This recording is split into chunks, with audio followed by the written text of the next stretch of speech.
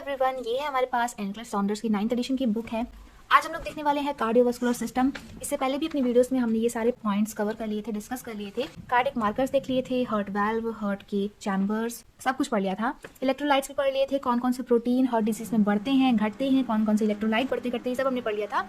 और कैसी ईसीजी की स्ट्रिप में हाइपोकैलीमिया हाइपरकैलीमिया कैसे दिखता है, हाइपोकैल्सीमिया हाइपरकैल्सीमिया, मैग्नीशियम, इन सबसे ईसीजी स्ट्रिप में क्या डिफरेंस आता है वो भी पढ़ लिया था। आज हम लोग देखेंगे ब्लड यूरिया नाइट्रोजन और उसके बाद देखेंगे हम लोग हॉल्टर मॉनिटर, जो कि इंपॉर्टेंट है। तो जो ब्लड यूरिया नाइट्रोजन होता है, जिसको हम लोग कहते हैं BUN, अगर हार्ट डिजीज हो रही होती है तो BUN का लेवल बॉडी में बढ़ने लगता है। जैसे कि किसी को हार्ट फेलियर हुआ या कार्डियोजेनिक शॉक हुआ, तो उस कंडीशन में, शॉक वाली कंडीशन में प्रॉपर ब्लड सप्लाई नहीं हो पाती, तो इसीलिए जो रीनल सर्कुलेशन होता है उसमें भी रिड्यूस सप्लाई जाती है, जिसके कारण किडनीज वगैरह फेल होने लगते हैं और किडनीज ही यूरिया नाइट्रोजन का एक्सक्रीशन कराते हैं।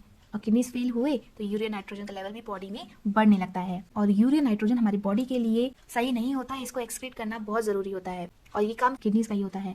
फिर एम पॉइंट है ब्लड ग्लूकोज। अगर अक्यूट कार्डिक एपिसोड्स हो रहे हैं तो उसमें ब्लड ग्लूकोज लेवल इंक्रीज होता है। B type natriuretic peptide BNP, ये जो पेप्टाइड है ये एट्रियल और वेंट्रिकुलर स्ट्रेच के दौरान रिलीज होता है। मतलब जब एट्रियल और वेंट्रिकल में स्ट्रेच पड़ रहा है, प्रेशर पड़ रहा है, तब ये पेप्टाइड रिलीज होता है और ये हार्ट फेलियर का एक मार्कर कहलाता है।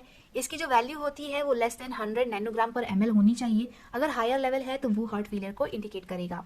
चेस्ट एक्सरे में हार्ट में क्या देखा जाता है, तो उसमें साइज, सिलहॉट और पोजीशन ऑफ हार्ट को चेक किया जाता है। अगर इनमें से कोई भी डेविएशन है तो मतलब कोई भी कंडीशन अराइज हो सकती है, कोई भी डिजीज हो सकती है आगे। इंटरवेंशन में क्या करना है, तो जब भी एक्सरे कराया जाए तो पहले तो क्लाइंट को प्रिपेयर करो, प्रोसीजर के बारे में समझाओ, एक्सप्लेन करो, सारी ज्वेलरीज को रिमूव करना है और प्रेग्नेंट क्लाइंट में एक्सरे वगैरह नहीं किया जाता, तो ये कंट्राइंडिकेशन होता है। फिर इलेक्ट्रोकार्डियोग्राफी में क्या है, तो ये एक नॉन इन्वेसिव डायग्नोस्टिक टेस्ट होती है जिसमें कि हार्ट की इलेक्ट्रिकल एक्टिविटीज को मॉनिटर किया जाता है। जैसे कि कार्डिक डिसरिथमिया है तो वो डिटेक्ट होते हैं।